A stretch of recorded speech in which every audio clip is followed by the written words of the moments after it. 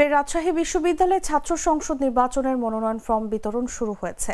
রোববার বিকেল 3:30 থেকে ফর্ম বিতরণ শুরু হয় বলে জানিয়েছেন রাকসুর কোষাধ্যক্ষ প্রফেসর ডক্টর শেতাউর রহমান।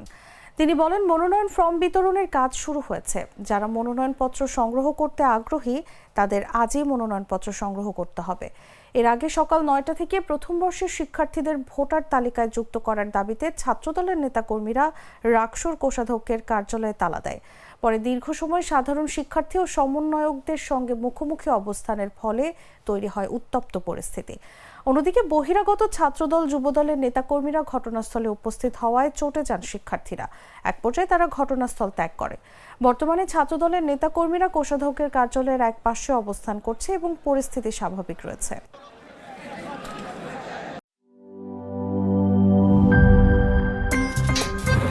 আমার একটা স্মার্ট সিদ্ধান্তে 25% গ্যাসের খরচ কমেছে। ভাবছেন কিভাবে?